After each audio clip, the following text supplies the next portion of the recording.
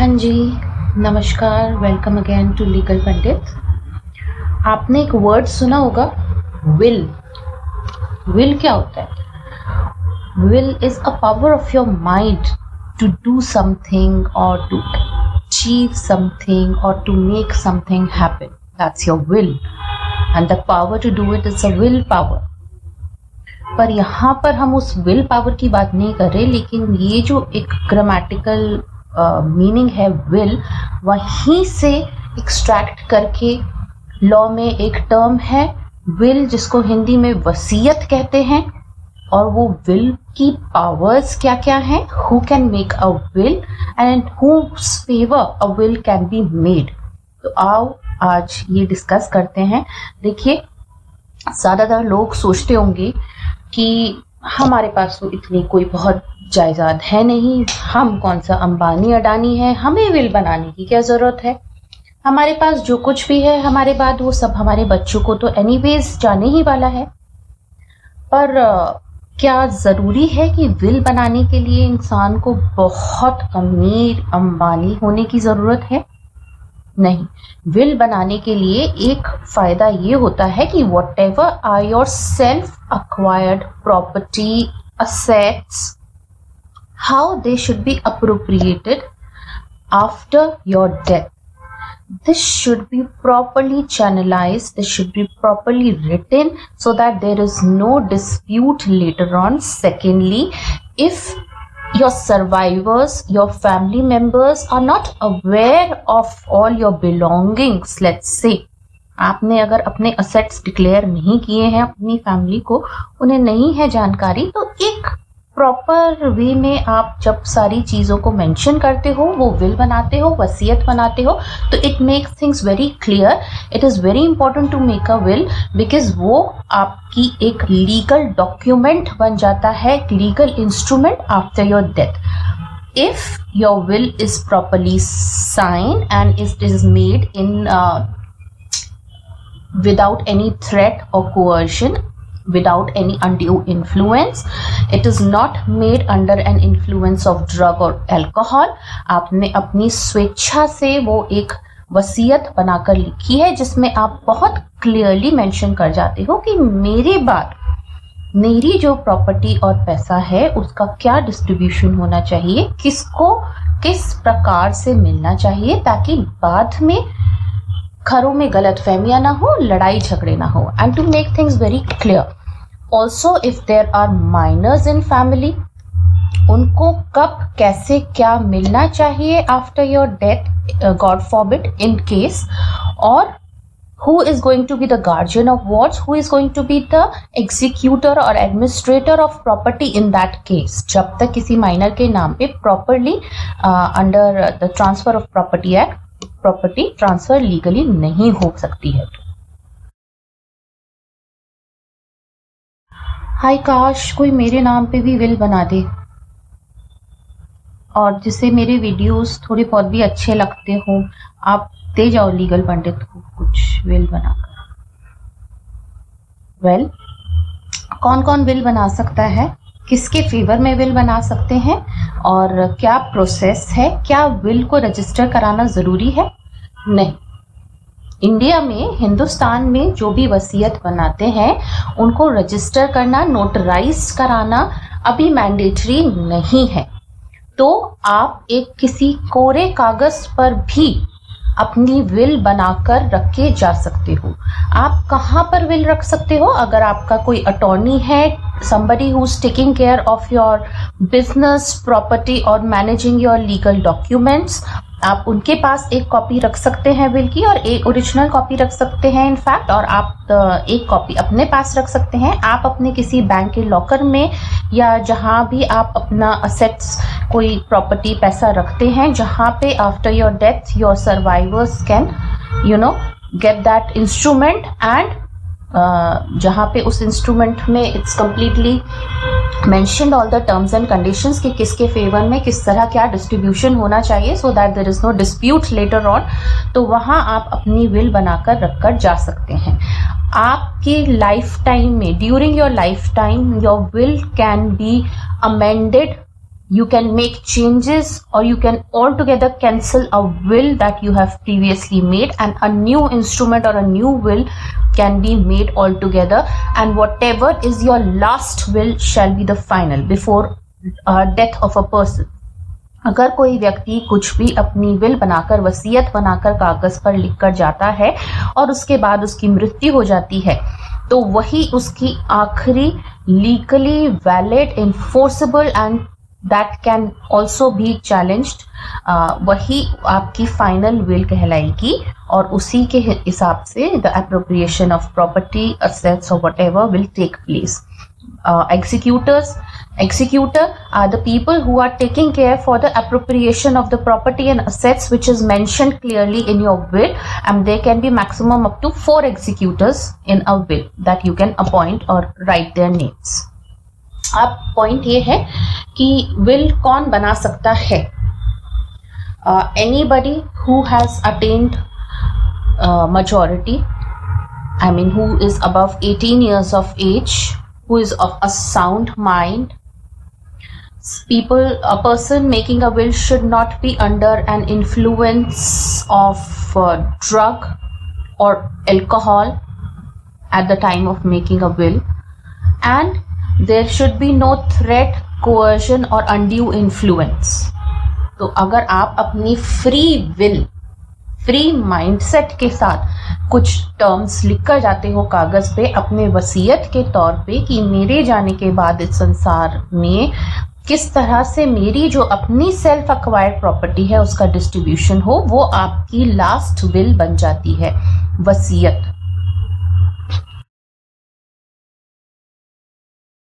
Legal terms में will means a declaration of person's wishes regarding the disposal of his property, assets or belongings after his death. जो बंदा will लिख रहा है, either it can be handwritten or typed. Condition is for a will to be a legal instrument which is enforceable by law after death. अगर आपने sign नहीं किए हैं तो आपकी विल वैलिड नहीं है. Anybody can go and challenge it in the court. ठीक है, तो a will should always be signed. It can either be handwritten or typed, and it need not necessarily be notarized. उसको stamp paper पे या notarise या register कराने की India में कोई मैंडेटरी प्रोविजन नहीं है.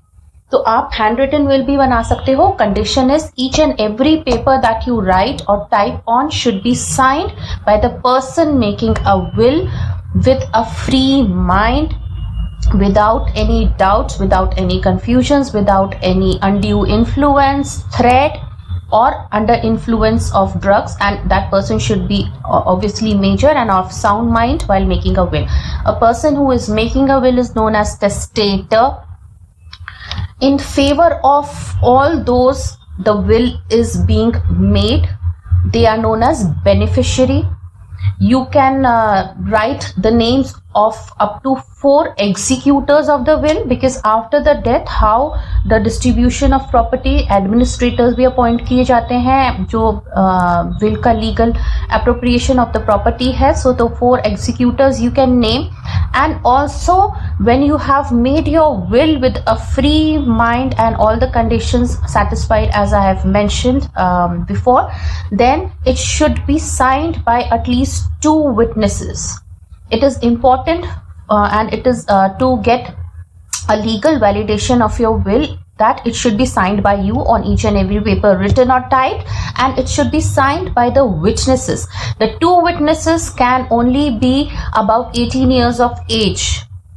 No minor can sign as a witness. Secondly, they should be of sound mind, and again the witness, whoever is signing, is not signing under any emotional pressure, physical threat. They should not be under the influence of drug. They should be of sound mind, drugs or alcohol for that matter. So these all conditions should be satisfied. जैसे बोला, stamp paper पर बनाने की जरूरत नहीं है. किसी कोरे कागज पर हैंड रिटन विल भी उतनी ही मान्य है अगर उस पे दस्तखत नीचे किए गए हैं बनाने वाले के, जिसको टेस्टामेंट कहते हैं. जिसके फेवर में बनाई है विल, उसका नाम बहुत क्लियर होना चाहिए. 1 party or more than 1 parties. जो भी है, क्या विल हमेशा फैमिली के फेवर में बनाई जा सकती है? नहीं. If you do not wish to give, or if you do not wish that your successors or your survivors after your death should get anything out of your self acquired property, यहाँ पे the wills and all the legalities related to the will, they are governed by the Indian Succession Act 1925, जहां पर आपकी जो self acquired property नहीं है, ancestral property है, ancestral property में ट्रांसफर ऑफ प्रॉपर्टी एक्ट लगेगा आपका, और वहां पे आप उसके against any of your ancestral property आप विल नहीं बना सकते हो. You can only create a will against your own self acquired property, assets, belongings whatsoever. और वो आपकी अपनी इच्छा है कि अगर आप अपने लीगल हेयर्स, अपने सर्वाइवर्स को, अपने फैमिली में से किसी को नहीं देना चाहते हो, you can also make a will in favour of any third person apart from your family. You are free. This is what a will is. It's your power of mind, your own decision. आप चाहते हो legal पंडित को सब कुछ दे दो तो आप दे सकते हो विल बनाकर. जरूरी नहीं है अपने खानदान में किसी के नाम पे विल बनाई जाए, आप लीगल पंडित के नाम पे विल बना सकते हो. बहुत सारे लोग हैं जो किसी ऑर्फनेज के नाम पर, कोई ट्रस्ट के नाम पर, कहीं पे सेवा के नाम पर, डोनेशंस के नाम पर, किसी के भी थर्ड पर्सन के नाम पर भी विल बनाकर जा सकते हैं. गरीबों के नाम पर भी विल बन सकती है. And you can give away everything अपनी फ्री विल से. जिसके नाम पे भी आप विल बनाकर देना चाहते हो, अपना जरूरी नहीं है बाल बच्चों के नाम पे ही विल लिखो. In case of absence of any will, तब आपके सर्वाइवर्स के बीच में distribution of all your assets will take place. तो जीते जी आप किसी थर्ड पर्सन के नाम पर विल बनाकर जाना चाहते हो तो उसका नाम क्लियरली बेनिफिशियरी के तौर पर मेंशन होना चाहिए विल में. और जो विल बना रहा है उसके सिग्नेचर्स, 2 विटनेसेस के सिग्नेचर्स, लेकिन जिसके फेवर में विल बन रही है जरूरी नहीं है कि उसके सिग्नेचर्स वहां पर हो. He might not be even aware of it कि उसके फेवर में विल बनाई गई है. But after the death of a person who is making a will, अगर ऐसे कोई इंस्ट्रूमेंट रिकवर होता है तो जो बेनिफिशियरी है, then at the time of receiving and the executors और administrators by appropriating the property, that time receivings में the signatures and everything, all other legal formalities are required. But beneficiary के will में signatures की जरूरत नहीं है. मुंह से बोल दिया, जाओ मेरा सब कुछ तुम्हारा है, मेरी आखिरी इच्छा ये है कि मेरे मरने के बाद सब कुछ तुमको मिलेगा. मैंने बोल दिया अपने मुंह से, जबान दे दी. ठाकुर थोड़ी हो, मतलब ठाकुर भी हो तो कानून की नजर में ओरल विल कि मेरी ये इच्छा है या मेरी आखिरी इच्छा है, ऐसा अगर आप बोल रहे हैं, then such kind of oral declaration और oral will has no validity in the eyes of law. To be properly executed and to have a validation of law, a will should be clearly written. क्या आप जीते जी अपनी will को change कर सकते हो? कभी भी कर सकते हो मरने से पहले, लेकिन जो आपकी मरने से पहले लास्ट रिटन स्टेटमेंट है, आपकी लास्ट विल है, that is your final will and that should be executed. कुछ लोग वकीलों से प्रॉपरली एक legal instrument will proper draft करवाते हैं, है ना. I have also drafted many wills for people. तो वहां पे a person who is expressing his desires कि ये मेरे contents आपके will के अंदर होना चाहिए. And as you all everybody know that legal drafting is little different and sometimes it is difficult for a person. In a layman's language it is difficult to understand also. तो it is very important कि अगर आप किसी legal person से, किसी lawyer से, attorney से draft करवा रहे हो अपना will, then a person who is signing the will must be able to understand all the contents of the will. कोई भी भाषा ऐसी है जो आपको लगता है घुमा फिरा कर लिखी गई है, मुझे नहीं समझ आ रही, और if that could be read or interpreted between the lines later on, तो वो आपकी बाद में कोई बदमाशी हो सकती है, misappropriation of property, then do not sign such an instrument. A will, simple will should be, you should be able to understand all the contents written in the will. तो आप तभी अपनी फ्री विल से तभी sign कीजिए जब आपकी written will आपको बहुत अच्छी तरह से समझ आ गई। एक माइनर विल नहीं बना सकता, लेकिन एक माइनर के फेवर में विल बनाई जा सकती है, कंप्लीटली वैलिड है, ठीक है। एग्जीक्यूटर कहते हैं बनाने वाले को, बेनिफिशियरी रिसीवर को। Division of property, who will handle the assets, वो अप टू 4 एग्जीक्यूटर्स आप विल में अपॉइंट कर सकते हो। Whatever the appropriation of your assets are, they should be very clearly written in bullet points 1 2 3 4 5। मेरी चारपाई से लेकर मेरी शॉल तक, मेरे घर से लेकर मेरे बर्तन भांडों तक, जो भी आपको देना है और जिसको देना है और कितना देना है वो बहुत क्लियरली मेंशन होना चाहिए विल के अंदर। और अगर आप बिना विल बनाए मर जाते हैं, if you die intestate, then the Indian succession Act take place और फिर division of property accordingly it takes. कैसे डिवीजन होता है हिंदू अनडिवाइडेड फैमिली में, इंडियन सक्सेशन एक्ट के क्या प्रोविजंस हैं, इन मे बी इन फ्यूचर किसी एक वीडियो में we will discuss that also regarding property. और हर एक पेज पे आपके सिग्नेचर्स होने जरूरी हैं, ये बहुत जरूरी है। And detail information of assets to be transferred and a clear dimension of all your assets. ये आपकी विल तैयार हो गई। और ये सब आपको लगता है कि इट इज डिफिकल्ट, तो कैसे फ्रेम करना है, क्या बनाना है, कुछ रह ना जाए या कुछ उल्टा सीधा आप ना लिख दें जिसपे बाद में लेटर ऑन डिस्प्यूट्स हो, then you can always take a help of a lawyer and this is what for we are here. तो आप लीगल पंडित को भी कांटेक्ट कर सकते हैं। सारे सोशल मीडिया हैंडल्स पे मेरा ईमेल आईडी और अदर कांटेक्ट डिटेल्स मेंशन है। Anybody who wants to take services for drafting of any legal instrument for that matter, for planning and strategies of any case, civil, family law courts, corporates, which I handle these days, a lot of corporate matters. So you can always contact me online, and for a face-to-face discussion you have to fix an appointment. So that's all regarding the wills today. और जिसको अपनी वसीयत बनवानी है जल्दी से legal पंडित के पास आ जाइए। और इसको ना नीचे लाइक का बटन, सब्सक्राइब, और अगर कोई कमेंट देता है suggestions which is very valuable and which can only help me improve while I am shooting my next video, right? Topics you want me to take up next time, वो please जरूर suggestion लिखिए अपने comment box में, comment कीजिए, like कीजिए, share कीजिए। और जिन्होंने सब्सक्राइब नहीं किया है, सब्सक्रिप्शन फ्री है, प्लीज सब्सक्राइब कीजिए। नमस्कार लीगल पंडित की तरफ से। Have a nice day.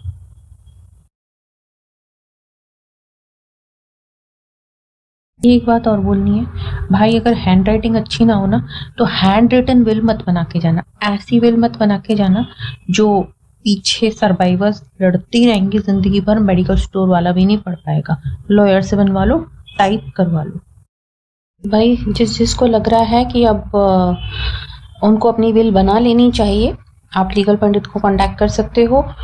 जिसको लगता है कि औलाद तो अपनी नालायक निकल गई, लेकिन मरने के बाद सब कुछ उन्हीं को जाने वाला है, तो ऐसा नहीं है। अगर आप अपनी विल बना के जाते हैं और किसी और को बेनिफिशियरी बनाते हैं, चाहे आप अपनी 3rd जनरेशन को बनाते हैं, चाहे अपने किसी मित्र को बनाते हैं जिसने आपकी बहुत मदद करी हो, सेवा करी हो, बुढ़ापे में कोई भी हो सकता है, आपका डोमेस्टिक हेल्प हो सकती है, किसी एजुकेशनल इंस्टीट्यूशन को देकर जाना चाहते हैं, किसी ऑर्फनेज में, ओल्ड एज होम में देके जाना चाहते हैं आप अपनी सारी प्रॉपर्टी, असेट्स, बिलोंगिंग्स, तो आपको तुरंत विल बना लेना चाहिए। Because when Indian succession act takes place और आपके मरने के बाद एनीवेज वो सारा जो भी अप्रोप्रिएशन ऑफ प्रॉपर्टी है वो आपके नालायक बच्चों के बीच में ही बंटने वाला है। नालायक नहीं है तो अपने जो अच्छे बच्चे हैं उनके नाम पे किस तरह से डिस्ट्रीब्यूशन ऑफ प्रॉपर्टी हो, ताकि उन लोगों के बीच में बाद में मिसअंडरस्टैंडिंग्स या प्रॉब्लम नहीं आए, तो वो सारा मेंशन करके आप फटाफट विल बनवा लीजिए।